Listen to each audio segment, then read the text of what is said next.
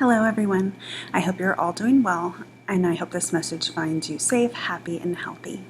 My name is Rachel Saenz, and I'm a licensed professional counselor at MindWorks. I've been working with grief for a while now, and it's actually a love of mine in the counseling world.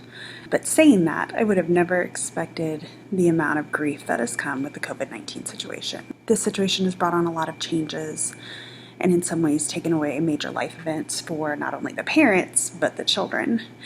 And so a loss of normalcy has happened for a lot of people as well. We don't get to go to school anymore. We don't get to go to our favorite restaurant on Friday nights anymore. And so all of these things are causing people to go through a grieving process during this situation. So before anything, I want to normalize these feelings. You're grieving the loss of graduations, proms, birthday parties, anniversaries, vacations. The list could go on and on. And it's okay to be sad or angry or relieved or even happy because these events didn't happen.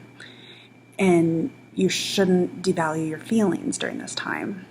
Allow yourself to accept whatever feeling comes because you didn't get to do X, Y, and Z because of COVID. You don't have to dwell on the feelings for weeks upon weeks and be like, oh, it's 6 weeks later and I'm still angry that I didn't get to celebrate my birthday party, as angry as I was 6 weeks ago. But allowing yourself permission to feel these feelings will help you move through your grief process. And so another thing I want you to know as parents, for yourself and for your children, is that all the feelings are absolutely valid, no matter what is happening in the rest of the world. Whether you have it better, whether you have it worse, your feelings are still real to you and deserve your time and attention.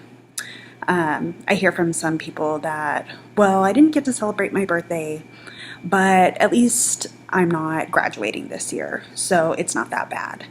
And so you're right. The truth is that not being able to celebrate your birthday might not be as bad as a high school graduate this year who isn't able to have their normal graduations.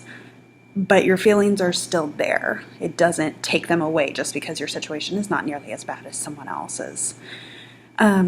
And if you push those feelings down, it doesn't help you. It's okay to feel your feelings, no matter what is happening to others. So like I mentioned before, you don't have to dwell on them for an extended period of time, but it's important to acknowledge them at the very least. And the reason I say that is because acknowledging your feelings is the first step to processing them. You're not going to be able to cope with any of them if they haven't been acknowledged. So if you're going along the lines of saying, no, I'm fine, I didn't get to celebrate my birthday this year, when really inside you're really angry because you had all these plans, you're not going to be able to move forward with that. And so it's not selfish to acknowledge your feelings or let yourself feel them. It overall will help you move forward with those feelings. So be kind to yourself and your own feelings. They matter too. But also don't forget to allow this for your children.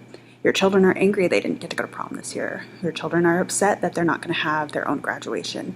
They're upset that their vacation got postponed or a class trip didn't happen too. And so they are grieving as well. By acknowledging how uncomfortable this is and processing the feelings, you can begin to have a better plan for the future. So we don't know when COVID will end, and that's making this process even harder. But being in the moment right now can help us process those feelings as much as we can right now. And so this can lead to planning after we are in a more stable state, and you can go out and celebrate.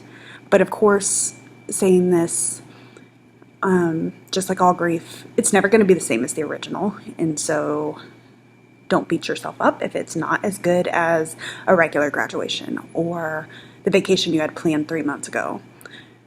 You can still celebrate this all in the future though. So my advice to y'all is to plan to have a celebration for missed birthdays or graduations or anything else that you've lost during this time. The grief process is hard on its own, but COVID has thrown this whole huge wrench into it as well.